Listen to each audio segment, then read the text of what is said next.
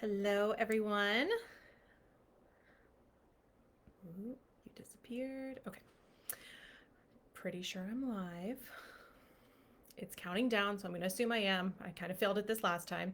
I'm Dr. Mary Elder. I'm one of the 4 doctors at 4 Points Family Chiropractic in Austin, Texas. And I wanted to talk to you today briefly about whiplash and neck injuries. And the reason I kind of had renewed interest in this is I had a whiplash injury a couple of months ago. Beyond the kind of clinical interest I had in making sure that I know how to treat it really well. The keyframe rate is too low. I don't know what that means.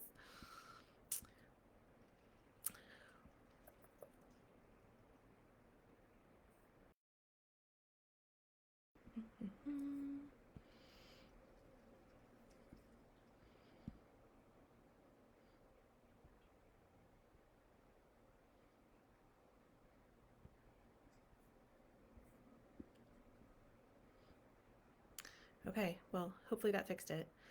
Um, anyway, the reason that I got more interested in it, besides just knowing how to treat it and wanting to make sure people got better from it, is I had one myself. So I got rear-ended on Mopac. For those of you in Austin, you know exactly what Mopac is and why it's dangerous. But we were at a dead stop, and the person behind me didn't realize it and hit me going about 45, I think. So it's significant. And I really wanted to refresh on how to rehab it and what actually was happening with the structures. So whiplash, it turns out I'm in good company. According to the Spine Research Institute, about 3 million people a year experience in America alone experience a whiplash or neck injury. About half of these end up causing chronic pain. So that means pain that's gone on for longer than 2 years, and about 300,000 of them will end up fully disabled. 3 million people a year, and only about 2 million of those are from car accidents. So that leaves a whole nother group of 1 million people. Where did those come from? Well, whiplash and neck injuries can come from a variety of places. Fall, an accident, physical abuse. We see it a lot in sporting injuries. So, for example, getting tackled from behind, that's technically a whiplash injury. The cardinal features of a neck injury or a whiplash injury are neck pain. I think that's pretty obvious. Decreased range of motion, lack of mobility, but we will also see some kind of secondary concerns and issues with patients. So maybe lack of motor function, strength, like maybe your grip strength changes. We'll see sensory issues, sometimes cognitive defects. There's a psychological aspect to it as well. People will have some depression issues afterwards, and that's because of some of the biofeedback to the brain. But the most common co-injury that's missed is actually concussions. Concussions often go along with neck injuries and whiplash. And if you want to know more about concussions and how to kind of get ahead of them and deal with them, I would highly recommend you check out Dr. Haley's Facebook Live that she did last month on concussions. You can find that on our website or on our YouTube channel. But so when a whiplash happens, what really happens to the structures? It affects your whole spine, to be clear. Like when you have an injury like that, everything gets impacted, but your neck gets impacted a little bit more, and it's because it's a more fragile structure. So there's no trunk to hold it, to support it. There's no rib cage. It's more of a flimsy piece of our anatomy. So when you are hit from behind or from the front, something to kind of keep in mind when you're thinking about it is what a normal neck looks like, and to remember that your head is quite heavy. These are things to keep in mind. So any of our patients will know a normal curve in the neck should be 63 degrees forward. There should be a forward curve in the neck. When you are hit from behind, what happens is it'll translate through your trunk, the pressure will, and your neck will go from a positive curve to straight up and down first. And then because your trunk is heavier, your neck will hyperextend, and it happens right here at the base of your neck around the 6th or 7th cervical vertebra. Now, as that motion continues, your neck goes from extension into hyperextension, and then there's nowhere else for it to go, so it slingshots into a flexion position. So those are the stages that happen during a whiplash or a neck injury. Now, when we talk about what gets damaged, we have to kind of consider what tissues are getting stretched and at what stage that's happening. So when you are in the extended position, so when your head's back like this, the front of your neck is getting stretched. This is where we'll see issues with ligament sprain strains. Your muscles will sprain. Your vertebral arteries go right through here. You don't want those tractioned. Those are the arteries that bring blood from your heart up into your brain. They're incredibly important. Um, the back of the neck gets compressed when that happens and you're in the extended position. So the spinous processes, sometimes in really bad whiplash injuries, those will get compressed and will actually fracture. That's one of the things that we look for on imaging. In the flexed position, when you go into that hyperflexed after you've gone through the end of the range of motion, so at this point it's the opposite, right? The front of your throat is compressed down like that, and that's where we'll see issues with sometimes your esophagus gets bruised or damaged. In that position, your actual spinal cord and your nerves will get traction. That's very, very fragile tissue. You don't want any traction on that at all. And your in the back, that's open, that's very stretched, and that's a really, really vulnerable position for your discs. They can herniate in that position. So all aspects of the whiplash injury can become dangerous. Now, that's a normal, healthy neck with a good curve. What if you don't have a good curve? What if it's straight up and down? Well, you're already in that neutral position when the impact happens. So you're going into a hyperextended position much sooner than you would be, and that complicates the issue. You can have more injury that way. What if you're hit from the side? What if somebody tackles you from the side? So in that case, the tissue is completely different that's involved. One side gets stretched, one side gets compressed. Injuries like this in whiplash or neck injury is when we will see brachial plexus traction. So we'll have damage to the nerves that go down the arms into the hands. Now, in my particular case, I was turned when I was hit because I was checking to make sure nobody was coming from behind me, which ironically I missed. Somebody hit me from directly behind, but I was turned like this. So one whole side of my neck got a sprain. The ligaments got damaged on this side, but I got compressed on the other. And what I really felt was that I had an advantage because I had x-ray imaging of my neck prior to the accident. So if you're somebody that needs to get imaged and you want to know what the situation is, even from a past injury, please let us know. We do imaging to make sure that we can assess prior injury and treat you based on how you're presenting now. So if you or anyone you know needs to get checked and get imaged for chiropractic care, the normal price for an exam, including necessary x-rays, orthopedic, neurological testing in our office is $348. But if you call and you mention this webinar or the word ligament, then you can get the entire exam and a pillow to support the cervical curve in your neck for $97. Now, you can see based on what I've described why we are so nosy about the details of your accident when we're assessing you. We're trying to figure out which anatomical structures were at the greatest risk for injury when the injury happened.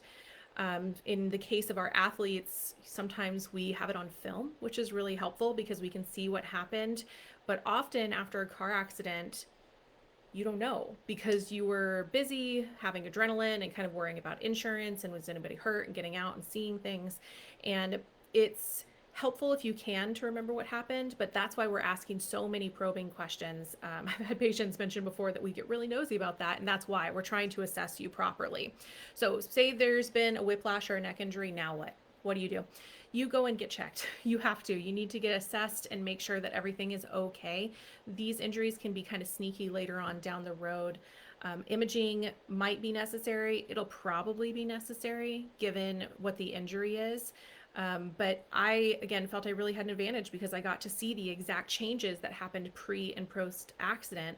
I got imaged within about 24 hours, and there was enough significant change that we knew the subluxations had changed, the structure of my neck had changed, and that we needed to modify the way that we were treating my spine to make sure that we were keeping up with the injury that had happened. And that's modification that we make a lot based on based on new injury, new information. Whiplash and neck injuries, they go through several stages of healing throughout the process. The most minor ones are usually more of a muscle sprain, and those heal with care within about 2 to 3 months. It can take anywhere up to 2 years if the ligaments get involved, which in my case they did. So I know I'm in for a little bit more work kind of as I move forward through the process. But the first stage, there's three of them.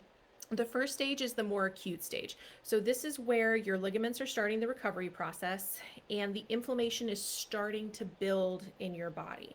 Now, the body creates inflammation in the area of the damage on purpose. It's a good thing to have. It creates pain, but what it's doing is bringing white blood cells to the area to start healing the tissue that's damaged and to start carrying off the waste byproduct of that.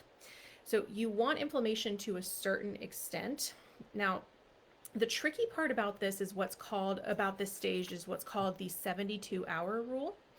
So the 72 hours after the accident, you're still kind of running on adrenaline. Your body's still hyped up from the fact that you had a trauma. You're in fight or flight of some sort. And the inflammation and the chemicals that create pain, they're called nociceptive chemicals, those aren't creating too much pain yet. So your body isn't all the way aware of the fact that it's damaged. And I'll talk to patients about this sometimes after they come in from a car accident. If I see them within 12 to 24 hours, sometimes the feedback is, it was fine, it's mild, I feel okay, I'm not worried about it. And then 2 or 3 days later, they're like, oh, that hurts so bad. I don't know what's changed, what happened. It's because your body had a chance to fully react to the damage that was done.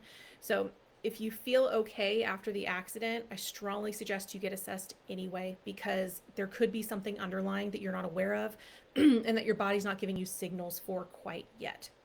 So during this stage, what you're going to want to do is make sure that you're hydrating yourself really, really well. Those inflammatory chemicals, again, the white blood cells are doing the healing, creating the waste product, and then your body needs to carry the waste product out of your body. The way it's going to do that is with water. You need water to make those processes happen. So make sure you're hydrating really well. It's going to be one of the most important things you can do for yourself. During stage 1, you're also going to want to use ice. And you're going to use that for pain control, but also to decrease surface inflammation, bruising, swelling, anything that's on the surface here. No more than 20 minutes at a time, because we don't want to create a vasodilation. So we don't want the blood vessels to open up and create too much swelling in the area. But that's a good way to control pain and discomfort the first probably 3 to 4 days of the injury. Remember, the inflammation process is good. If you absolutely need to take something anti-inflammatory, you don't overdo it, please, because you want the inflammation process happening. Rest. Now, here's the thing about rest. Rest does not equate restriction. You don't want to stop moving at all, because then everything's going to lock down in that position. So the best rule is to do range of motion that's pain-free. So when I got hit, I could turn all the way this way, but this way felt a little uncomfortable. So I would kind of get to my end range of motion and sort of bring myself through a range of motion about at the end range to make sure that I maintained that range of motion as the healing process started. So just big rule, pain-free range of motion. Make sure you talk to your doctor about it. We can assess anything that we need to do to get that range of motion better for you. The second stage of the healing process is from that 72 hours to about 6 weeks after.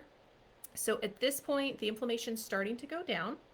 The healing process has begun, and your neurons are still excited by the inflammatory chemicals and by the new motion there. So the neurons being excited is another thing that causes a pain signal to your brain.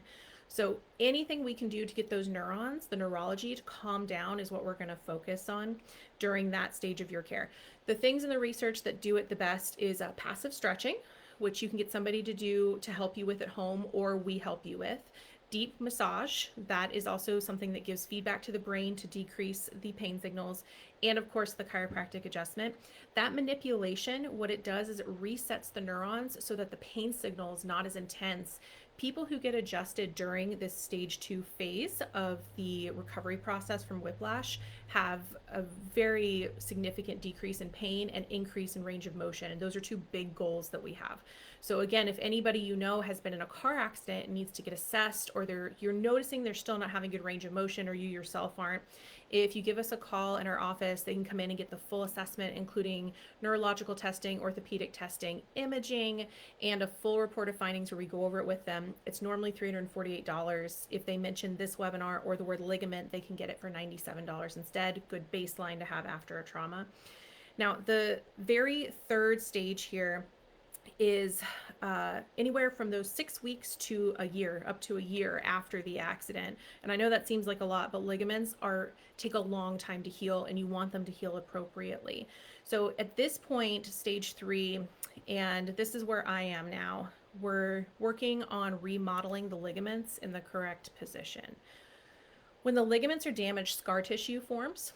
And that scar tissue is tighter. It's more restrictive than the ligament typically was. So you want to make sure that you're getting good range of motion into the ligament and that it's starting to remodel in the correct position. This is even more important to be getting adjusted at this point. So in my case, the curve in my neck changed so significantly from the accident. I'm going to have to be increasing my frequency and working hard on my exercises to make sure that for the next few months, as my ligaments remodel, they're remodeling in a position that I want them to be in. So that's why we'll change what we're doing after an accident sometimes and give you different exercises to make sure that we're keeping up with that remodeling process, because we want you to heal in the optimal position. And during these last two stages, stage 2 and 3, you can also be doing supplementation that'll help with the healing process. Omega-3s are a great thing. Omega-3 fatty acids, that helps with the ligament remodeling. So does glucosamine chondroitin. That's something that's really helpful for joint health overall, but specifically with ligament remodeling. You also want to be focusing, besides the specific exercises that we give you, anything that you can do that helps with your balance. That feedback to your brain helps with the recovery process also. So things like yoga, Pilates, balance exercises generally, try to incorporate those into your healing process. You might notice that balancing is a little bit harder after a trauma like this, after a whiplash or a neck injury. You'll get better at it. You just want to make sure you're building that momentum in the right way. Remember, big reminder here, if your ligaments are affected during the accident, when they heal, they're going to be about 50 to 70% of as strong as they were before. So you're going to lose a little bit of the ligament strength. That's important if you are somebody that is playing a sport where repetitive injury is going to be a concern. So any sport like football where contact is encouraged, sports like soccer, maybe volleyball, where contact isn't encouraged, but it's kind of expected. Or if you know you're somebody who does a sport like motocross, something like that, where you know there's going to be repetitive injury, you really need to know about this, because you want to be doing everything you can to rehab and protect your neck as much as you can. When ligaments start to give you problems, that's something that you pay attention to. We certainly do, because we're clinicians, but I want to make sure that you know that you need to pay attention to your ligaments also, because if you've injured it and are 70% strength and you have another injury, you can see how that would have a trickle-down effect. So make sure if you have any other questions about ligament health that you're speaking to me or one of the other doctors. We're happy to answer questions about it. But again, if we can help you in any way, shape, or form after a whiplash or a car accident, please give our office a call, 512-345-9355. If you mention this webinar, the word ligament, you can come in and get the full assessment, including x-rays, neurological and orthopedic testing, and a review of findings. It's normally $348. You can get it for $97. Even if it's been a year since your last accident, it's probably worth getting a good baseline. Again, I feel like my big advantage here was I knew what my neck looked like before the accident and after the accident. So I knew what we needed to do to modify to make sure that I was getting the best care. And that's all we want for you as well as ourselves. So thank you for joining me on this Facebook Live. If you have any questions, drop them in the comments and we'll make sure to check them out later. And we will see you around the office, and happy holidays.